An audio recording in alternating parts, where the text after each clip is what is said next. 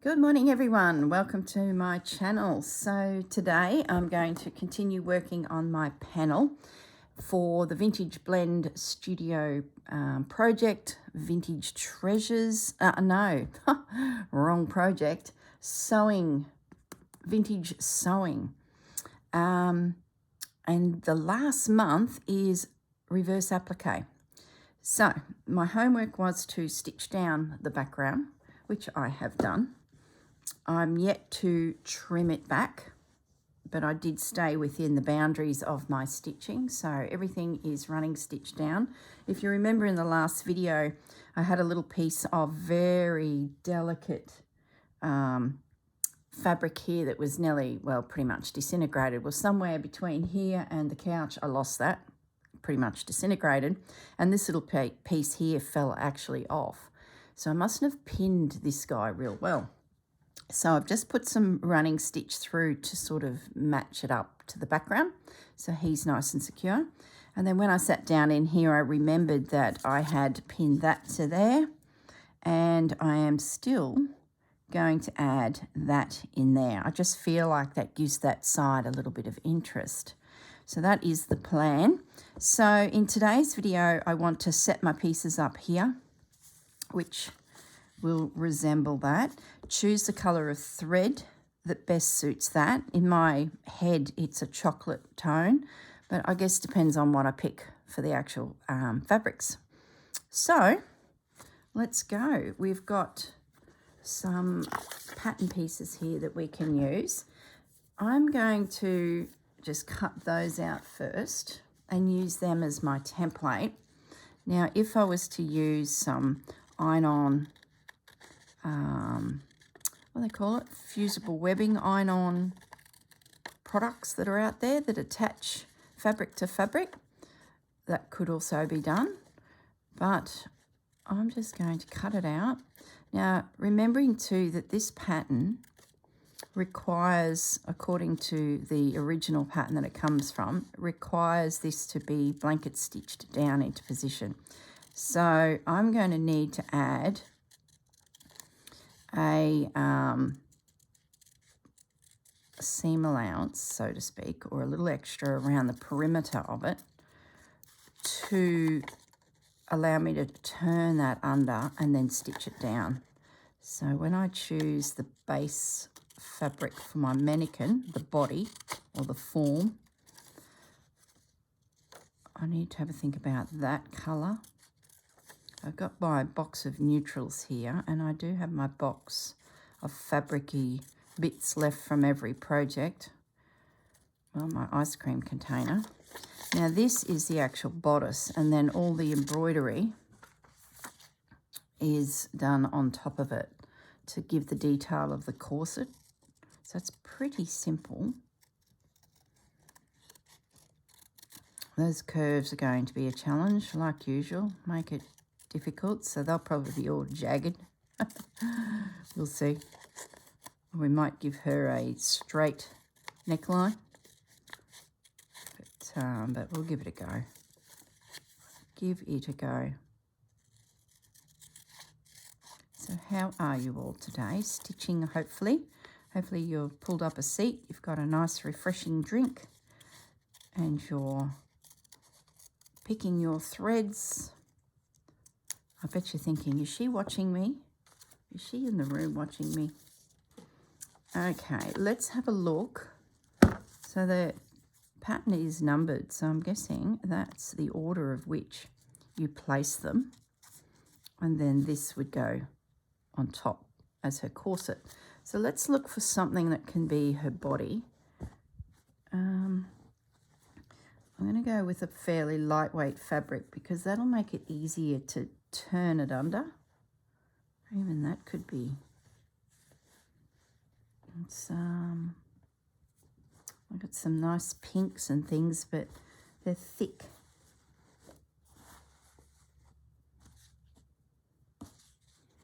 Oh, you can't see what I'm doing. I've just got a little box of bits and pieces here. Bit of French in here as well.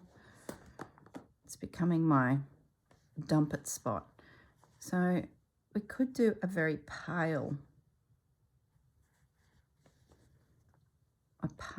body form. So then what would we do the little dress? Let me just come up a little bit, just so I've got a little bit more room to move. So what would be the little dress? It'd have to be plainish too, so that we could see all of that stitching, I'm thinking.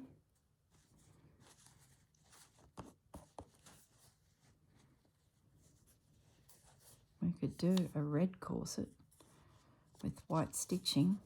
That's very jarring.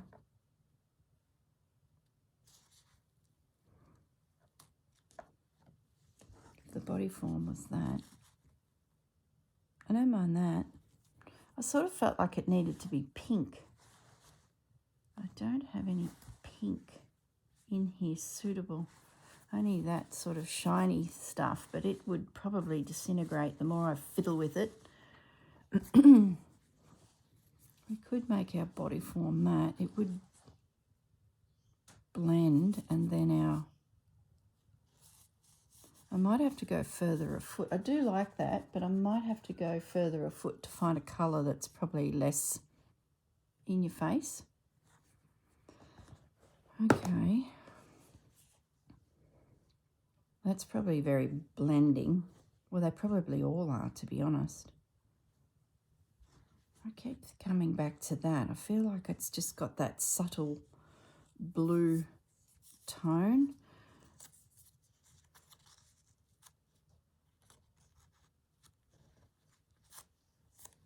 So let's pin that on there. And then I'm just going to cut out, where's my sharp scissors? Just going to cut out a little seam allowance, just enough to turn under.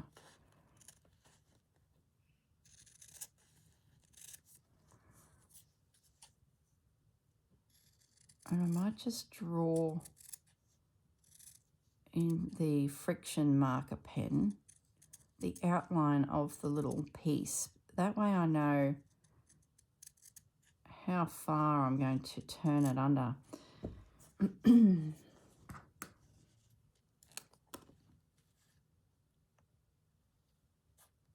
Gives me a bit of a guide to aim for. Now remembering I'm on the outside of her pattern piece, so I can actually turn this black line under completely and I would still be very close to the edge of the pattern. Whoops, now my needle, my pins come out.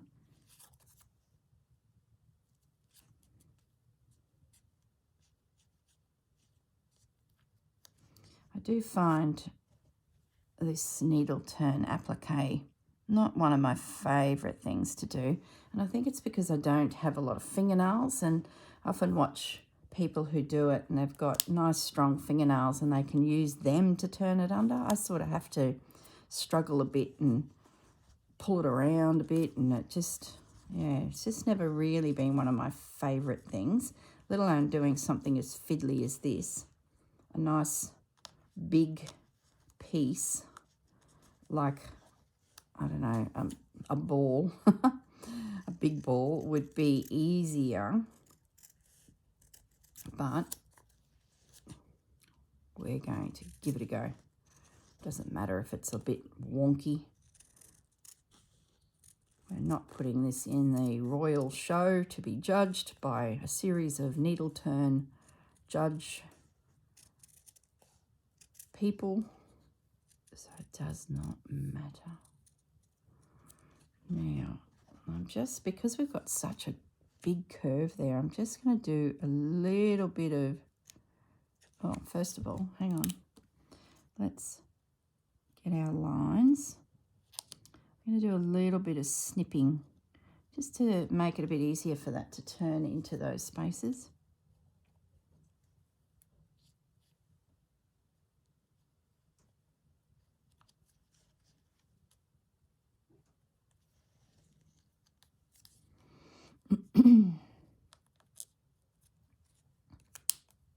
Okay, I'm just going to put a bit of a break in there.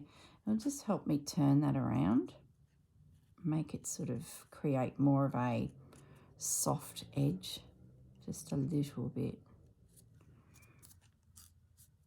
You really got to take your hats off to those huge quilts that have beautiful floral, scrolly looking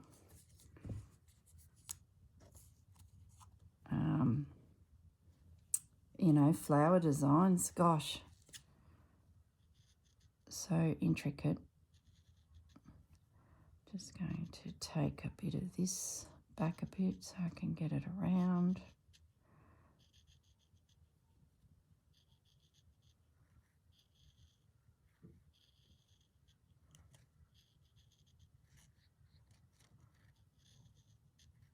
Okay, so we might start with this little guy first. I know that's number one, but I want to get the position of this correct. So now it's just turn it under and pin it down to get yourself started. Now you've got a couple options. If it was a really big piece, I would sort of turn under quite a bit of it. But when it's a little piece like this, you probably really can only go so far. Then you've got to get your needle and thread out and use that as you go and turn and stitch as you go, which is, you know, pretty much the whole premise of it. But if you had a really big curve, you might be able to pin ahead a little bit. This one's definitely going to be a stitch as you go. And that is needle turn applique. So I've selected a really narrow, thin, look how crooked it is. My goodness, this one meets you as it comes around the corner. I got a really thin needle here, a straw needle or a milliner's needle, because it'll just help me slither in and catch the edge of the fabric. Oh, I need to take my coat off. I've just had a couple mouthfuls of coffee and I'm now feeling toasty. Just make sure it's straight, which it is. I hope you can see that. If you really want to explore the needle turn applique, I'd highly suggest you well, you can Google, go to YouTube and just pop in tutorial needle turn applique. And I'm sure there's so many little tricks to this. I haven't done it for years. I was doing it a little bit on quilts to give, you know, the extra dimension, but I probably opted for, to be honest, blanket stitch first before I would needle turn applique. So I was often cutting off the seam allowances. I remember doing a huge rooster on a quilt and it was all needle turned applique, and I just trimmed the little seam allowance off to get the pattern I wanted. And he was beautiful. I thoroughly enjoyed him. All his feathers were different fabrics and he was such a lovely design. Can't remember. I think it just came out of the Homespun magazine. I did a big farm quilt when I first started, and it was for a king-size bed, and they were all different patches with an animal or a farm-related topic, you know. And it took me forever. It was good because, A, it was king-size, because I was making so many quilts that I really had to have a project to slow me down. And I hunted the patterns from all of the quilt magazines of the day. So not every month I could find a suitable pattern. So that slowed me down a little bit too, which was part of the reasoning behind it. So I'm just turning that under. And away we go again. So yeah, it took me probably over a year, and that was purely because it just took so long to find a suitable design that I liked for my next square. So there was all sorts on there. It was farm animals and tractors and scarecrows, and you could imagine it, lots of plants like flower pots and very farm related. And it was all those sorts of autumn tones. Hang on, I'm going to sneeze. Oh, goodness me. Sorry, guys. So that, I think I've pulled the bucket out a few times of fabrics left from my quilting days. That's pretty much the quilt that created all of those scraps. Hate to think how much it cost to make. I didn't really feel it because I was sort of doing a little bit at a time. So you just pick up more and more fabric, don't you? And then you have to wonder, how much have I spent on fabric? So I'm just working my way around. Gosh, I wish I had some fingernails. Working my way around that edge. I'm thinking now that the stand should be a charcoal colour now. I'm thinking brown may not be the colour I want to go with.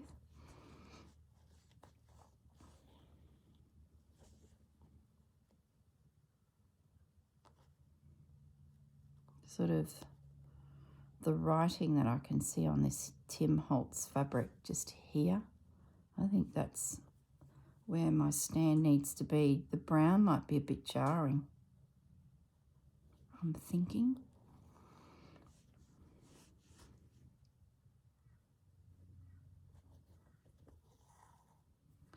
Yeah, I don't think my eyesight's as good as it used to be when I was doing this. I've got glasses, but they're multifocal or bifocal or whatever the word is. So I've got to get my head in the right spot, my hands in the right spot to get good vision. So I'm just actually taking my glasses off. Yeah, that's better. I don't feel like my neck is bending as much. The poor old optometrist, you go in there and you're like, right, mate, you've got to get this right, because I've got, now my thread has come out, I've got different distances that I work out. You know, you're sitting at your desk stitching, or you're sitting at the couch stitching, then you go to walk, then you go to drive. So the optometrist is like, all right, well, bring needle and thread with you so I can see where your hands are, and we'll work it out from there. So he was really good. I thought I would be the only one, and he says, no, it's very common.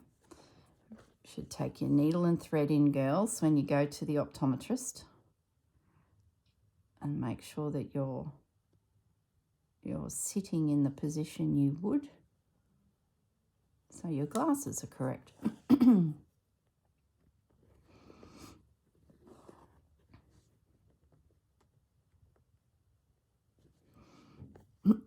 Excuse me. We've had a bit of a cold evening, and I think they must have fired up their fireplaces last night, the neighbours, and that catches my husband and I a little bit, that smoke. Oh, that's Bandit. He's got his toy rope. He's flicking it around, and he's just smacked the window.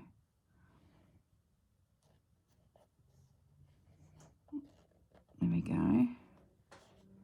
See, it's a bit wonky. Oh, I just so not really enjoy needle turn applique. I've gone ahead here a little bit, so I'm just going to pop a pin in just to hold it.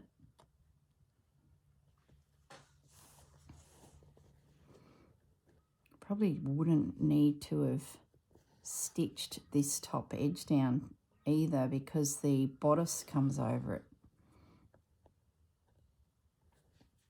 So I could have saved myself a little effort there if I had have thought the pattern through. Doesn't matter.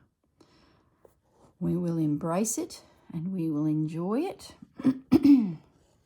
I've been actually quite pleased that some of the techniques that I've explored with this project are now just part of my routine with other stitching.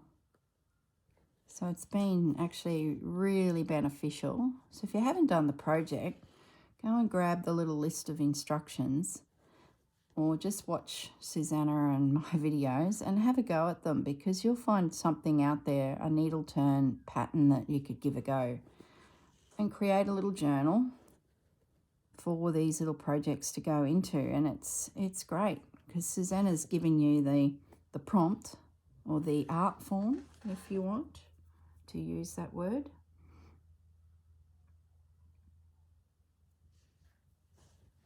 Pick some fabrics and away you go. There's 9 in total.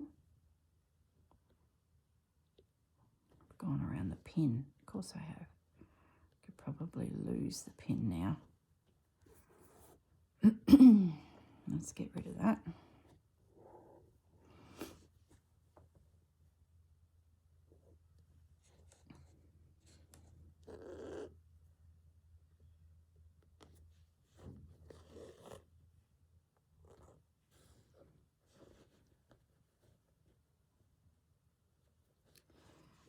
There we go. Not sure if it's the right fabric colour, but it certainly matches the scene. I'm picking up on that soft duck egg blue. All right, I might just now start turning our little corner. Corners are the trickiest. Especially this one is not actually a needle turn applique piece, but you can see how, if you love a design, have a look at it and you might just be able to do it in this style.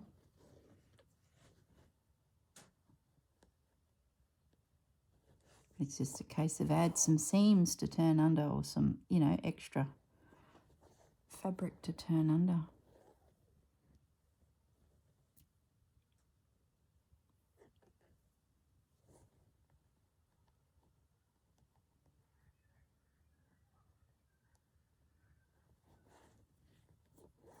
I'm glad I drew that black line, because I was sailing along there. I started thinking of other things and realised that I actually need to turn that under too. So that was very good. Otherwise I would have been unpicking because the shape would have been lost.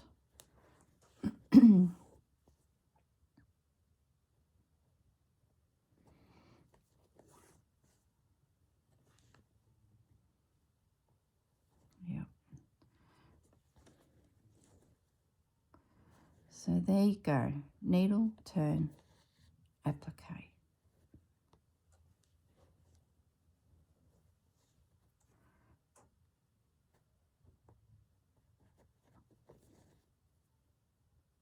So now that that's in position, got the last little corner to turn.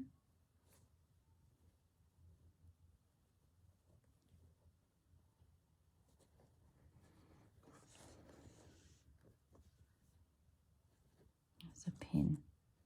Just need my little rough edge to go under there nicely. That's it. And then stitch it down. Okay, so let's have a look at the threads. I grabbed out my cottons.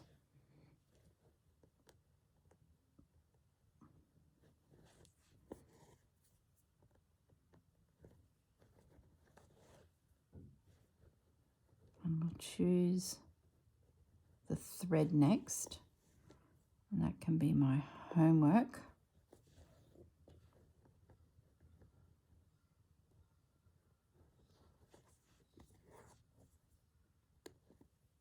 There we go, we're back to the beginning. So there's the base of the, love how it's padded.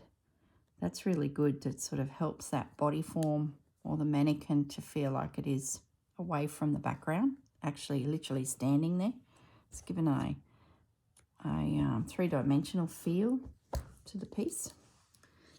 There we go, not a bad effort. Not a bad effort. Still wouldn't be in the show with it. Now I might just, before I get too far ahead of myself, I'm going to grab this top bit, place it where I think it's going to go, and then I'm going to grab this little piece, and just to make sure that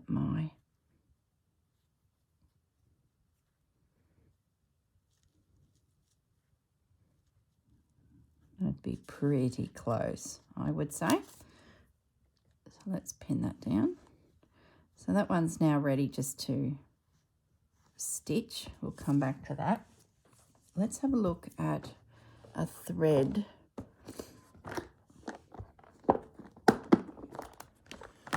I sort of feel like I need to be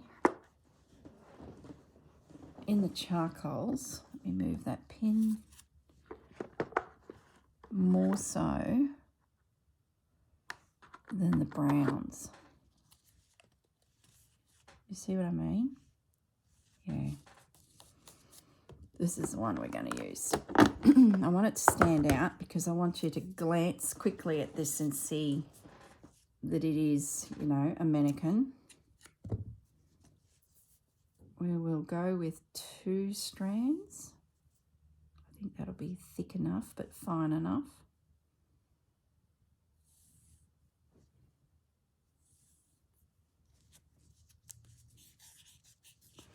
And I could couch it, but I'm thinking I'm going to do split back stitch just so that the thread goes back into the previous stitch a little bit to, I guess, make it look like there's no holes between the stitches, you know, like a running stitch does.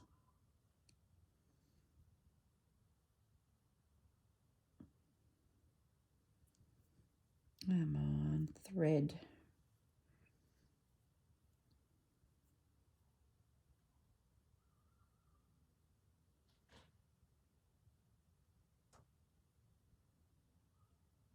Seriously, I'm trying to still thread the needle.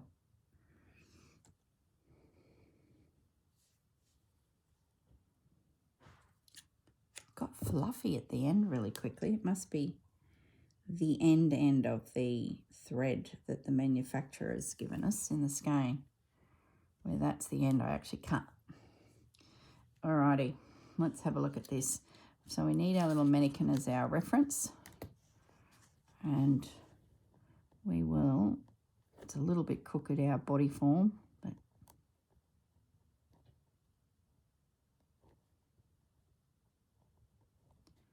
just getting my needle up. So I'm going to put a little bit of a black line there, I think, or charcoal, just to give us the, I guess, the bottom of the mannequin form sitting on the timber, and just run it around there.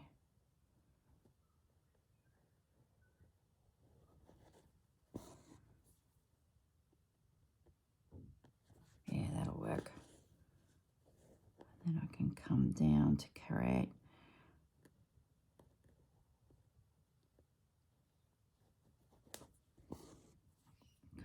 the first of the side stitches.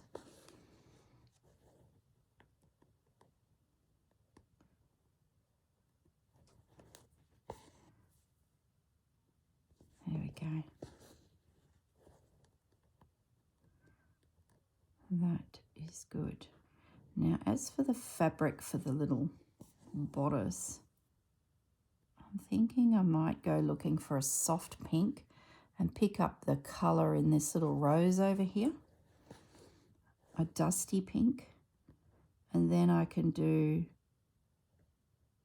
white or cream stitching, that all that lacing up of the bodice they do, the lace, what do they call that? There is a name for it, I think. Corseting. I remember Grandma talking about making corsets, and she would bone them. I never saw her actually make one. I may have, but I was just a little girl. But yeah, I don't know how to do that. I'm guessing that's a real art form, putting the boning into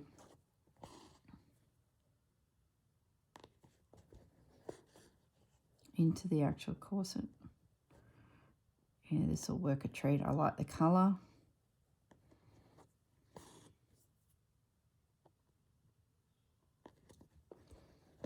My sharp little thin needle here is doing a great job at piercing the stitch prior, just to sort of help connect it all. Okay, well, I think that's going to work a treat. Now I might just grab my big scrap bucket and see if there's a pink in there that suits. It might not be. I might have to pause and go a little bit further afoot, but I do have a lot of scraps at arm's reach.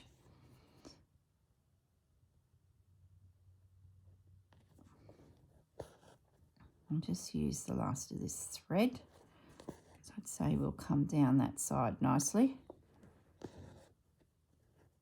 Oop. Now I'm rushing and I've missed the splitting of the thread.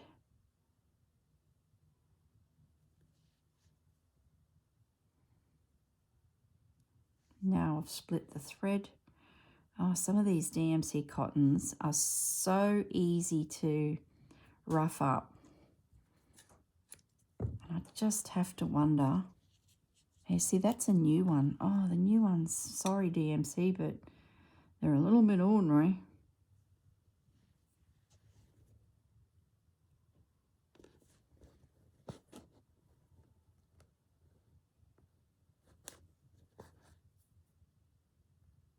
There goes my tour of a DMC cotton factory ever in the future. Oh boy, oh boy.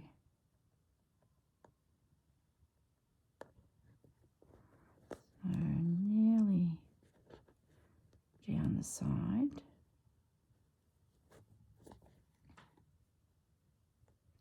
I might make this my last stitch because my needle is so long and my thread is getting really split down that end. And you can see, look, it's mucking around already. I might just leave it at that.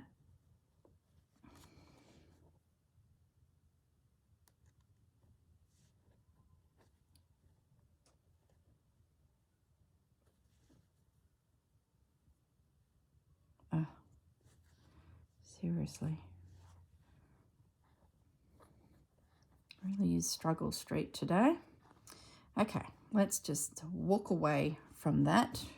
But we do know it's going to work. So let me grab my little container for my bits for later and pop ourselves in the cotton.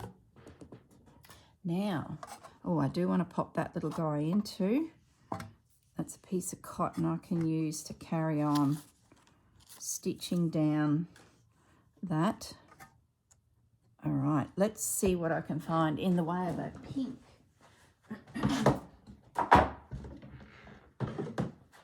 All right, so that big quilt I was talking about, I've just grabbed the bucket.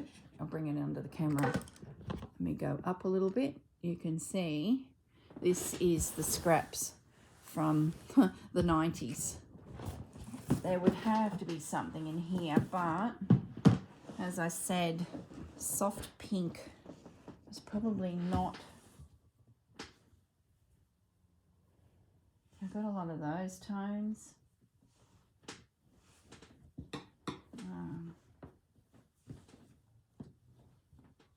That's a bit of a pink, but it's got a flower on it. And you wouldn't see the stitching, so I sort of need something a little bit paler and plainer. I don't think there's anything in here, to be honest. That's got stars on it.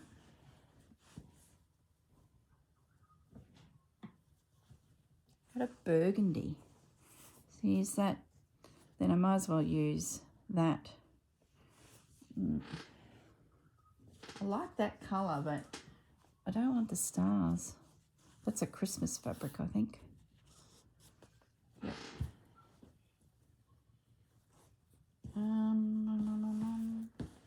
I don't think there is anything, guys. Oh, there's a blue. Maybe a pale blue. It's not very exciting. There's another blue with chicken feet on it. You get the general gist, don't you? Sometimes the back of fabrics can be interesting, but there's nothing like that. There's a red. See, lots of those sorts of tones.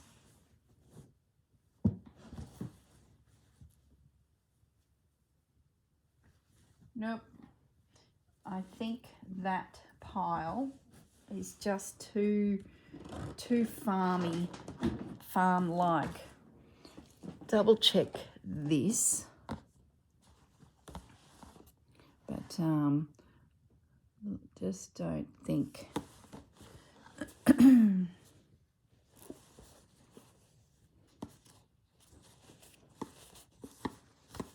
yeah, no.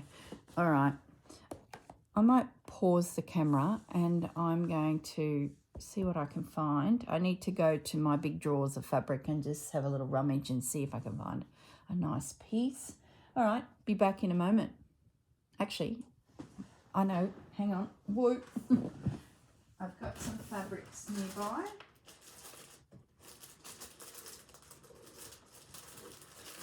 I remember picking these up.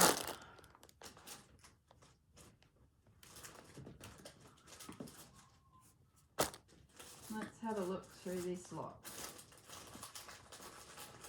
I went to a garage sale and ages ago, probably at least 18 months ago now, maybe even longer. It was when I was really starting to get back into slow stitch, and I knew that I had a lot of that farm type colours, and I just sort of felt too that I didn't have little bits of things. And I spotted on Facebook Marketplace a lady that was closing down her children's wear. I'm just going to have a mouthful of coffee. She was closing down her children wear manufacturing type home business. So I thought I'll go over there, and I was stunned at how many people were actually there at the Cracker Sparrows. So that's got potential. None of these florals. And she had done them all up in little packs. It was just perfect. So I bought one of every pack. And I think they were like $5 each or something like that.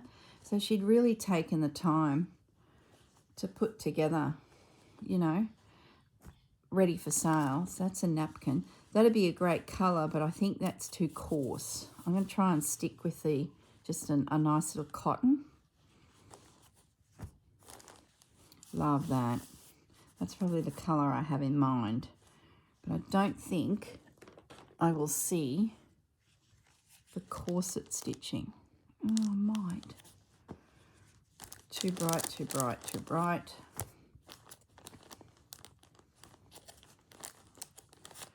Oh, look at that.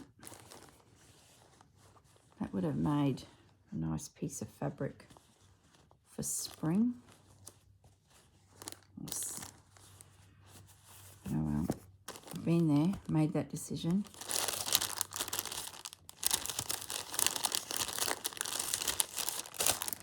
Nothing there.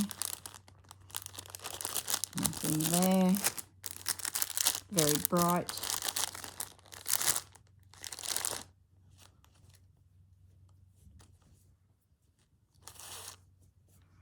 Isn't that pretty? Nothing there, nothing there. There's a pin in the fabric. I don't like pins in fabric. Just in case I don't get to this fabric for 30 years. And I'll have a rusty pin. I need to sort that out and maybe put, you know, all of the big pieces like that. I've got a bit of a box that holds now really big prints. So I might do that after this. So I think our options are that, which is not stunning, or that. I really like that. I'm going to do that. It's probably the wrong print, but I do like it. And I think the corset stitching will be there. It will be subtle. Let's cut it out. Can I get enough of a turn? Oh, it would be tight, wouldn't it? Might just be able to do it.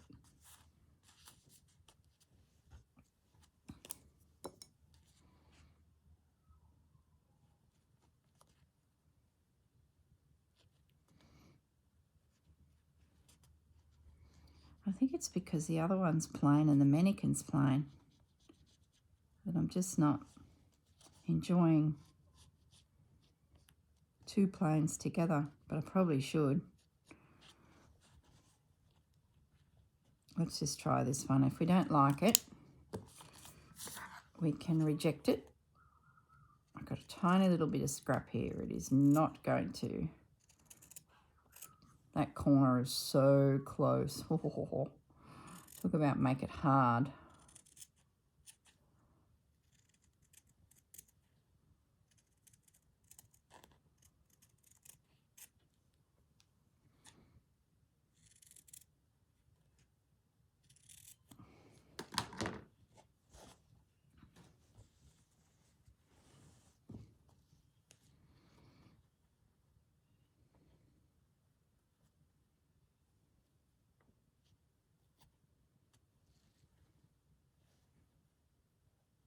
I do like it. I do like it. Yeah, I'm just going to do it. Just going to do it. I could look at bringing in, actually, that's not even my usual cotton. That's that real grey looking one. Hold the phone. The cotton I would normally use is this one. And I betcha, yeah, that will work. I know you guys probably can't see that detail. Let me zoom in. The one I picked up was a greeny, had a green base to it, and it blended. Put that away. That's the one. That will work. Okay. Happy girl. Now, what are we going to do next? We got 42 minutes left. Well, I might carry on doing this guy, and then I'll finish up and I'll stitch it and come back and show you it finished. Oh, I know what I could do. Instead of boring you with stitching, let me just thread this needle. Is I might draw onto that bodice with the pen the lines that I need to embroider.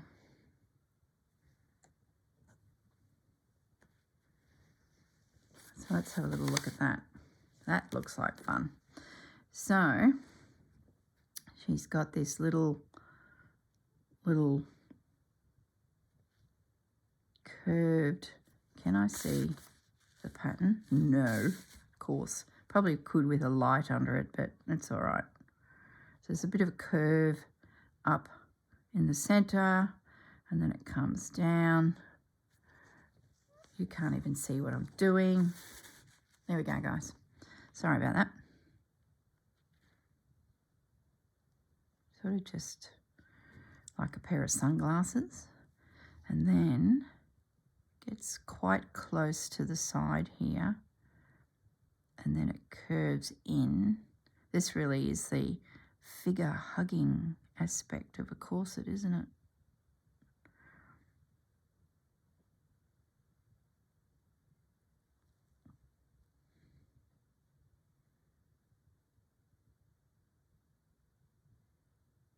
Imagine wearing these all the time. Oh, I always think of this when you look at those old pioneer photos, when you see the women in those dresses, and they've just arrived off the boat, and they've followed those bloomin' husbands who've said, come on, dear, let's go to the other side of the world. Not blaming the boys, like probably the girls were in amongst it as well, but I bet they weren't and said, let's go to the New Americas or that Van Diemen's land here, and let's start afresh.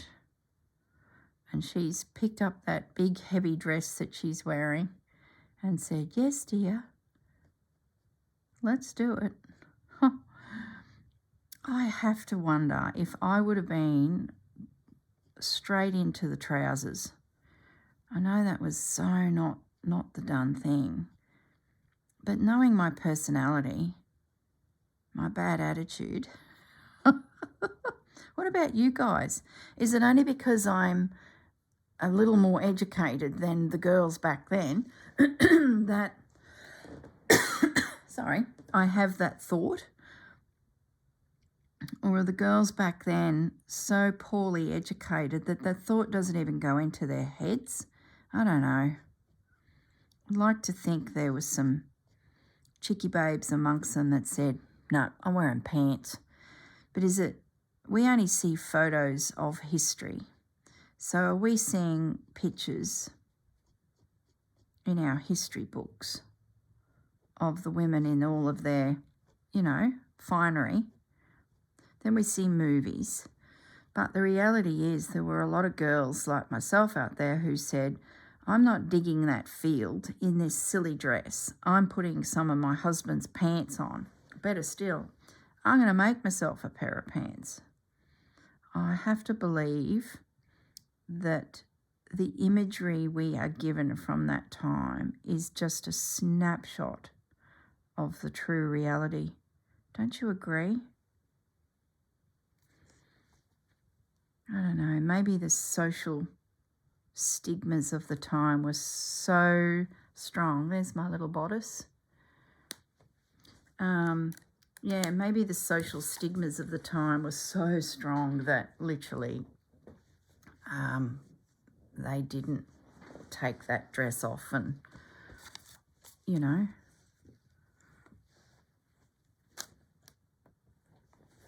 plough the field in a pair of pants that they'd fashioned the night before out of the husband's leftover bits and pieces.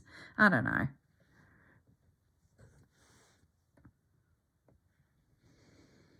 Okay, I've just turned under that first little section. You can use quilter's glue stick. Where are they? You've seen me pick it up from time to time. That's the refill. Yeah, there it is. That there. I do use it from time to time, but I just find that maybe I'm too heavy-handed and it's too solid, as in the glue, and it tends to disintegrate my fabric pretty easily. So I tend to go back to just a glue stick like that. But you can do that just to help you, get a little bit of control over your fabric. But I don't know, I'm finding that it just finger pressing this a little bit, it's staying there enough for me to stitch. Must keep an eye on that time. Gosh, time flies. Got a few minutes.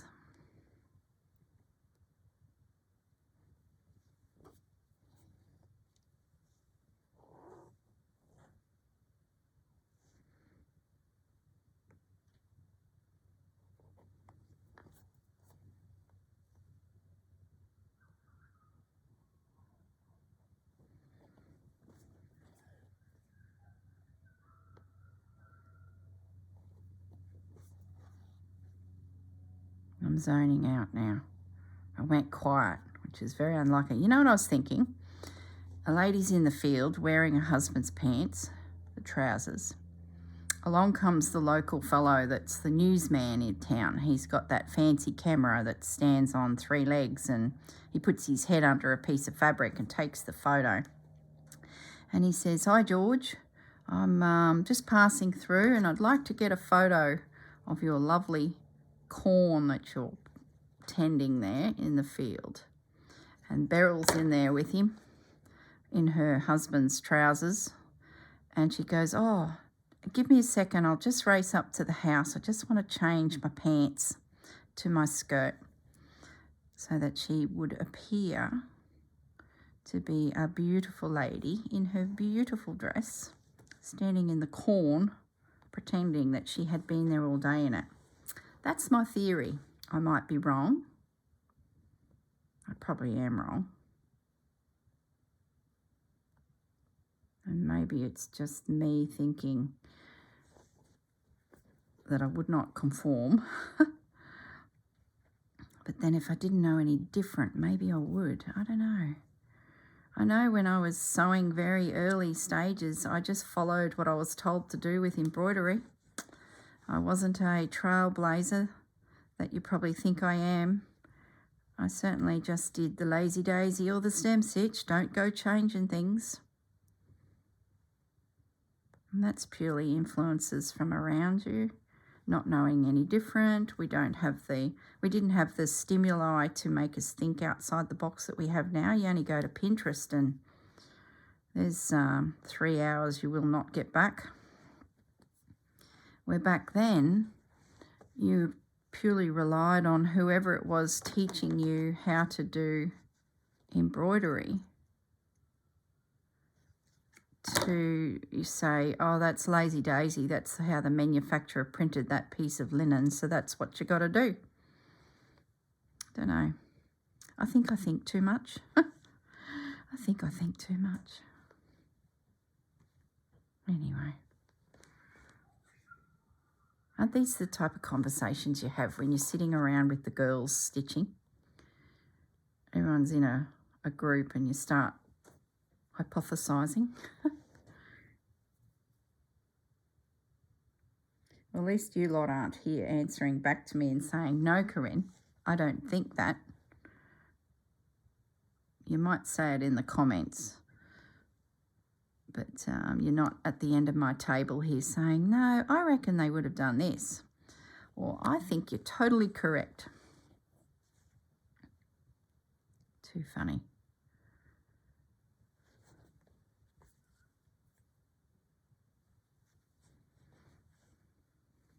I wish I had have picked a blue fabric. I like the colour, but I just wish it had have had a little subtle design on it.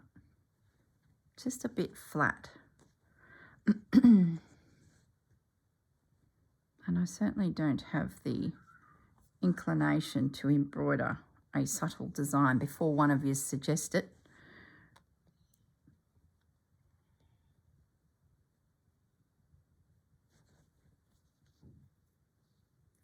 I wonder if I have a stencil that has a little tiny design that I could stencil something on. No, we're not going to go down that track. Just stop.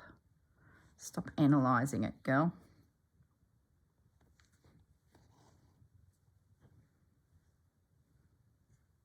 Is that tucked down enough? Yep.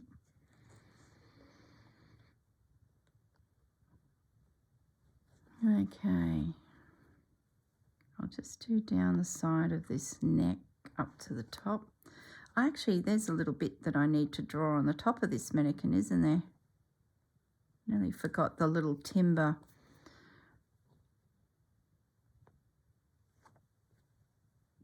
piece that would be at the very, very top.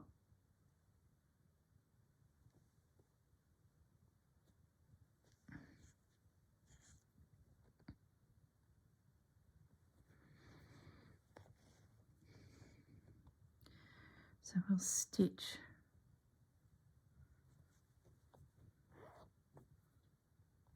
the very top.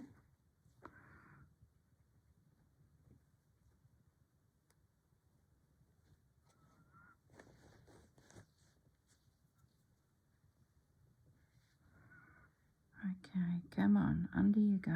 Don't be fiddly on me.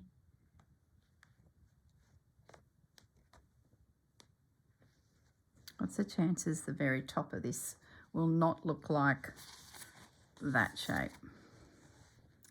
I would think very high.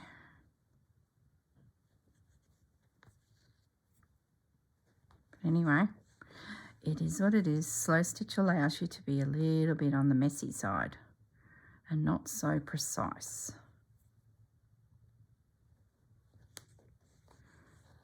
And if it just looks too dodgy, pop some lace on it.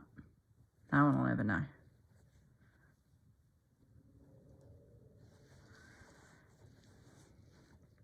Let's spin it around so that we're not so cack-handed here. So imagine if I hadn't have drawn that outline. We would be all over the place about now. That's not too bad. I'm quite impressed with my abilities here. Mind you, when I remove my thumb, it might not look so good. But it seems to be reasonable.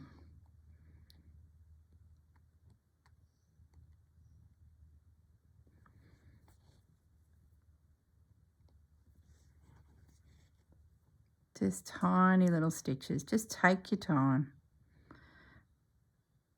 Little bit by little bit, you'll get it pinned and positioned and then stitched. And as you stitch, you've got that chance just to turn it a little bit more and make sure that it's, you know, just as you want it. There we go. I don't think there's a snip there. Oh yeah, there is. Okay, so I can get that curve. It's a bit how's your father, isn't it? Oh gosh. Got to get that to kick up, and that'll be a big help.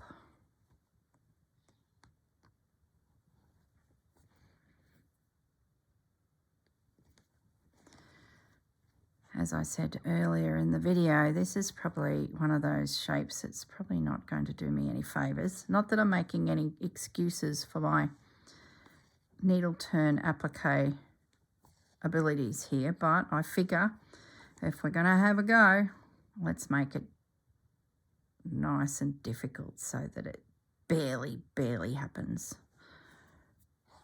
Just to remind myself that this is not one of my favourites. I know I was going to stop, but I'm keeping going here because I'm determined to see if this is as wonky as I think it might be. Oh, it's so-so.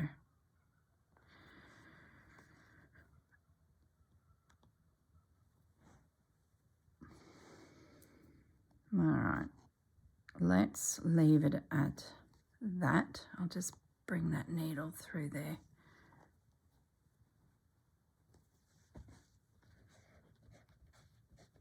It's not too bad.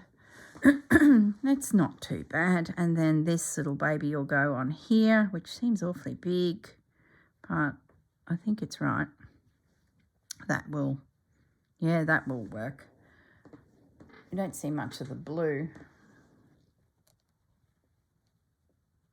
I'd say my bodice has got a little bit bigger than the actual design, to be honest, but anyway. That's good because that's pushed that blue back. Actually liking that now. Okay, so what I do need to do before I leave you is I need to just do this little bit at the top here. Draw it before I forget that it's actually there. There we go. So that needs to be stitched in. All right, guys. Oh, look at that. Look at the time. There's my piece. So I've got plenty of homework. Stitch this all down, do the over stitching, and also add my little lacy element just to create a little bit of difference. A point of whatever that is. Just because. All right, guys. Thanks very much for joining me, and I will be back when I've finished stitching this in a few seconds for you, probably a day for me, and we'll go from there. All right, guys, bye. Hello, everyone. I'm back. I've finished the leg to the mannequin. I didn't end up putting the little, what do you call them, lazy daisy stitches through there. It was sort of got a little bit wonky because this piece of linen in behind is joined there. The old-fashioned stitch it together because their looms weren't big enough to make a big piece of linen. So I've got quite a rough bumpy, lumpy area there. So I just simplified my design and deleted these little lazy daisies, just adjusted it slightly. I haven't done the bodice yet because I've got a few little ideas here, and I thought I'm gonna make another video because I'd like to have a go at actually trying to create the cordage there that would be on the corset, a bit three-dimensional. I just need to hunt around and see if I can find something suitable to be the cord or I guess it could have even been ribbon, whatever they would have used. I've got to find something that can be couched in there, a bit textural then. So yeah, there's my little piece so far.